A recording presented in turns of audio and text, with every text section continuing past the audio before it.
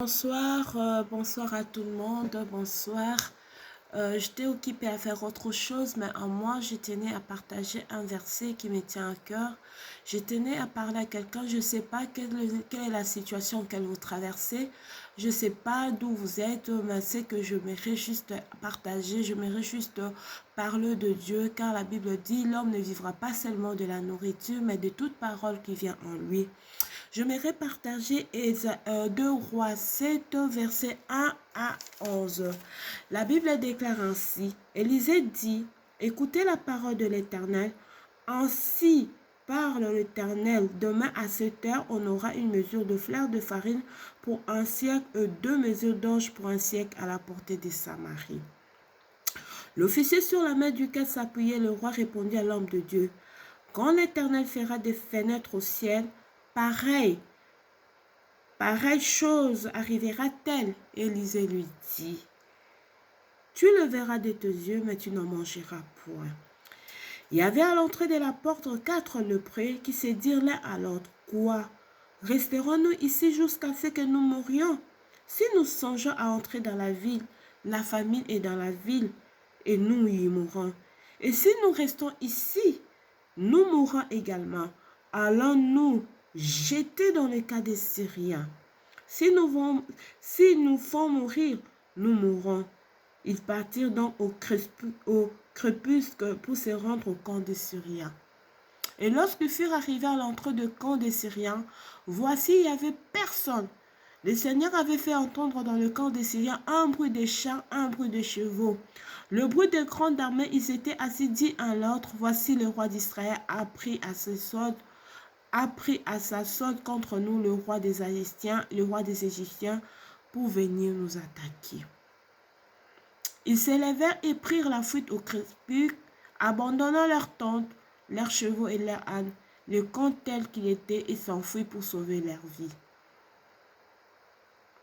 Le lépreux était arrivé à l'entrée du camp, pénétrés dans une tente, mangèrent et burent, et y emportèrent l'argent, de l'or et des vêtements qu'ils allaient cacher. Ils revinrent pénétrer dans une autre tente et emportèrent des objets qu'ils allèrent cacher.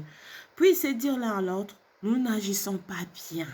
Cette journée est une journée de bonnes nouvelles. Si nous gardons le silence et si nous attendons jusqu'à la lumière du matin, les châtiments nous atteindront. Venez maintenant et allez informer la maison du roi. Ils partirent, ils appelèrent les gardes à la porte de la ville, auxquels ils firent ces rapports. Nous sommes entrés dans le camp des Syriens, et voici, il n'y avait personne. On n'entendait aucun voix d'homme. Il y avait des chevaux attachés, des ânes attachés, les tentes comme elles étaient. Les gardes de la porte crient et transmettent ces rapports à l'intérieur de la maison du roi. Éternel des armées, je me laisse, je m'abandonne entre tes saintes mains. Seigneur, fais de moi ce que toi tu veux que je fasse. Je suis qu'un instrument auquel tu vas utiliser ce soir. Laisse que ma bouche, les paroles qui sortira de ma bouche, Seigneur, que cette parole puisse aller toucher quelqu'un, que cette parole puisse aller guérir, que cette parole puisse aller relever, que cette parole puisse aller ressusciter un âme qui a été déjà perdue, dans le nom de Jésus. Nous voyons ici, il y avait un grand famine. Le serviteur de Dieu Élisée dit à un officier qu'à cette époque, il voit, à cette heure, on aura 2 mesures de fleur de farine pour un siècle et 2 mesures d'orage pour un siècle. L'officier lui dit, est-ce que Dieu peut créer une fenêtre pour que cela tombe? Élisée lui dit, j'aime bien comment il dit, tu verras de tes yeux, mais tu ne mangerai pas. Combien plusieurs fois nous voyons de nos yeux, mais nous n'arrivons pas à concrétiser, nous n'arrivons pas à toucher la bénédiction de Dieu. Imagine un peu, on a parlé, on a prophétisé pour toi, on a dit que tu verras ça, mais tu n'arrives pas à saisir cela.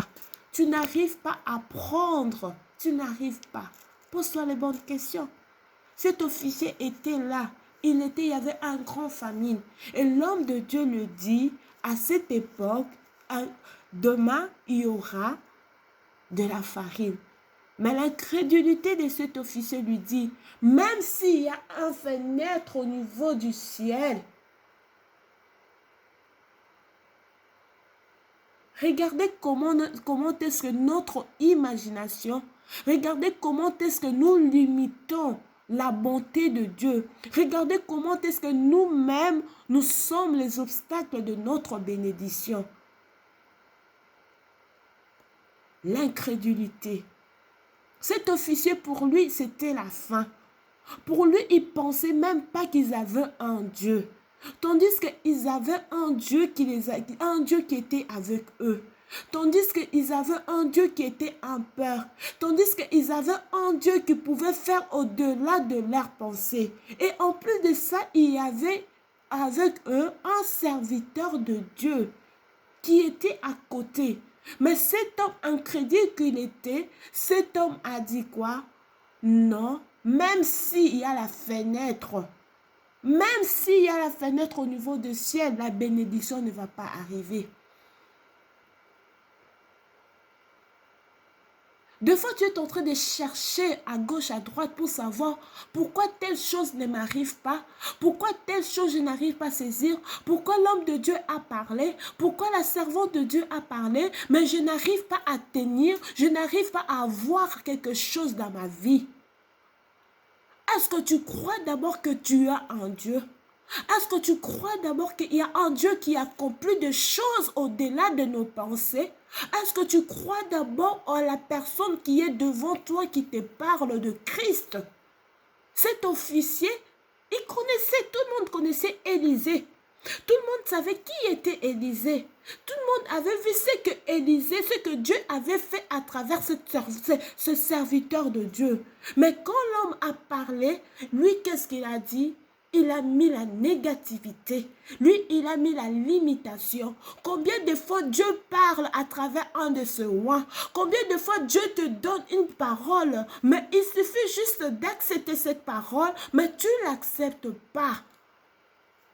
Tu mets des barrières.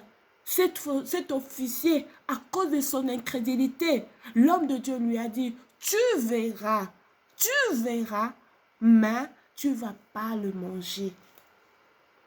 Nous voyons nos bénédictions. Tu vois la porte de ta porte, la porte de la bénédiction devant ta porte, mais tu n'arrives pas à les saisir à cause de l'incrédulité. Mais regardez quelque chose qui m'a marqué, quelque chose qui m'a interpellé, les lépreux. À l'époque, les lépreux, c'était des gens impurs, c'était des gens où on les écartait du village, c'était des gens où ils étaient éloignés, c'était des gens où il y avait une séparation. Mais ces gens-là étaient dehors de la ville. Quand ils ont écouté l'homme de Dieu parler, qu'est-ce qu'ils ont fait? Ils se sont dit entre eux, si nous restons ici, nous allons mourir. De toute façon, nous sommes condamnés. De toute façon, on nous a déjà chassés. On n'est plus considérés. Même si nous voulons rester dans la ville, si nous entrons dans la ville avec la farine, nous allons mourir. À quoi bon? Allons-nous livrer? Ces hommes sont allés se livrer, mais ils ne savaient pas, ces gens qui ont été rejetés, ces gens qui ont été oubliés, ils ne savaient pas que c'était des porteurs de bénédiction. J'aimerais ouvrir une autre parenthèse. Je ne sais pas quelle situation auquel tu traverses, je ne sais pas comment est-ce que ta vie est en train de passer, mais sache que le malheur qui t'arrive, sache que la solitude auquel tu es, sache que l'écartement, l'isolement auquel tu c'est pour une bénédiction pour quelqu'un d'autre. C'est le prêt-là, ils étaient une bénédiction pour le peuple d'Israël. C'est le prêt-là qui a été rejeté. C'est le prêt-là qui a été mis à la porte. Ils étaient une bénédiction. Ils se sont dit, ils ont écouté l'homme de Dieu qui a parlé. Malgré que l'autre avait murmuré. Et ils se sont dit, nous allons. Même si on nous tue, ça ne sert à rien. De toute façon, on est foutus.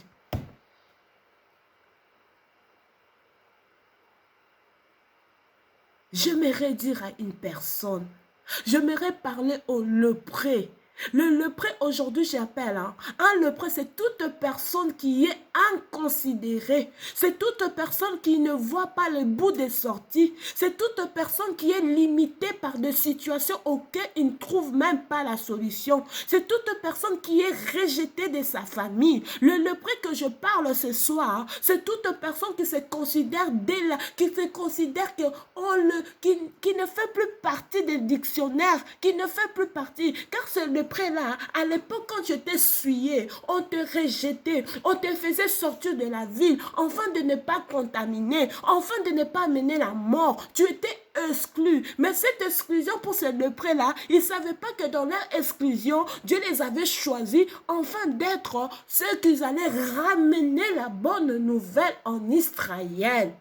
Là où tu es, sache que tu es quelqu'un qui va ramener, quelqu'un qui va changer des situations, quelqu'un qui va mener de la bénédiction. Ces hommes sont partis. Ils arrivent dans le cas de la Syrie. Qu'est-ce qu'ils trouvent? Il n'y avait personne. Dieu avait déjà agi. Dieu avait déjà fait fuir. Dieu avait déjà chassé le Syrien. Oh, nous allons lire cela. La Bible dit, le Seigneur a fait entendre dans le camp des Syriens un bruit de chars et un bruit de chevaux. Le bruit des grandes armées, ils s'étendent l'un à l'autre. Oh! Élisée avait juste parlé une parole. Il a dit sa parole, c'est fini. Il n'avait pas besoin de chercher des supports. Il n'avait pas besoin de chercher, de chercher quelqu'un pour venir appuyer sa parole. Quand Dieu met quelque chose en toi, tu n'as pas besoin d'une autre personne pour venir t'aider. Non, serviteur de Dieu. Tu n'as pas besoin d'une maman ou d'un papa pour venir appuyer. Tu n'as pas besoin de quelqu'un pour venir t'aider. Non, toi dis ce que Dieu te dit et laisse lui-même s'en occuper. Élisée a juste prononcé la parole. Il a dit, vous aurez à manger. Vous aurez autant. Celui-là n'a pas cru. Lui n'a rien dit. Il n'a pas discuté. Il n'a pas rien. Il lui a dit simplement, tu le verras, mais tu ne le mangeras pas. Pourquoi tu cherches à te justifier? Pourquoi tu cherches à chaque instant qu'il y ait une personne pour qu'il vienne appuyer ce que toi tu dis? Dieu n'a pas besoin des assistants. Dieu n'a pas besoin de gens qui viennent là pour confirmer sa parole. Non, lui-même quand il parle, quand il met sa parole, lui-même il va faire. Quand Élisée a parlé, Élisée a dit ce que Dieu lui avait dit de dire. Élisée n'a pas regardé qu'est-ce que Dieu va faire après. Non, quand Dieu te dit, ouvre ta bouche, dis ainsi, tu dis ça et tu fermes ta bouche, tu laisses lui-même celui qui a donné cette souffle, celui qui a donné cet esprit en toi, qui aille faire son travail. C'est ce que Élisée a fait. Élisée a dit, cette année, il y aura à manger. Et puis il a fermé sa bouche. Dieu lui-même, il est allé s'en chercher. Il est allé faire sortir les Syriens. Si réellement Dieu t'a choisi, si réellement Dieu t'a dit d'ouvrir ta bouche et de parler, tu n'as même pas besoin de chercher un apport, non. Tu n'as même pas besoin de chercher des délégations de soutien, non. Tu n'as pas besoin de chercher des personnes qui viendront parler de non. Toi, tu dis Dieu a dit ça, c'est fini et tu vas. Tu laisses Dieu faire, car c'est celui qui ouvre là où personne ne sait ouvrir. C'est celui qui crée des chemins là où le monde ne peut pas voir. Quand il avait dit à Abraham, quand il avait dit à Moïse, tu vas avec ton peuple. Ils partaient, ils sont arrivés devant l'eau, devant le fleuve. Moïse n'a pas dit, il a fait ce que Dieu a dit. Qu'est-ce que Dieu a fait? Dieu a ouvert l'eau. Les gens ont passé et Dieu a fermé. Les Égyptiens, ils étaient engloutis. Quand Dieu te parle en tant que serviteur, n'y ajoute pas, ne retire pas, laisse que lui-même qui ait commencé, lui-même l'auteur, qui puisse terminer, clôturer sa vie. Les lépreux, ils sont allés, ils sont entrés. C'était comme les camps entiers étaient vides. Ces lépreux-là, ces rejetés-là, ceux qui étaient dehors, ceux qui étaient livrés à eux-mêmes, ceux qui étaient inconsidérés, ils sont entrés, ils ont mangé, ils ont pris, ils se sont revêtis. Mais entre eux, ils ont dit, oh,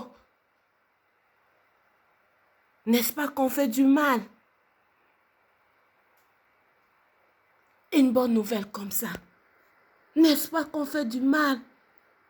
Toi là qui connais Christ, toi là qui connais Dieu, toi là que Dieu a choisi. Oh, la grâce de connaître Dieu n'est pas donnée à tout le monde. La grâce de connaître Dieu n'est pas donnée à tout le monde. La grâce de connaître Dieu n'est pas donnée à tout le monde. Quand Dieu t'a choisi, ce n'est pas pour que tu puisses garder cela. Quand les lépreux sont entrés dans les scieries, ils ont pris, mais eux-mêmes ils se sont dit, pourquoi cacherait-nous cette bonne nouvelle? Pourquoi tu caches que Dieu existe?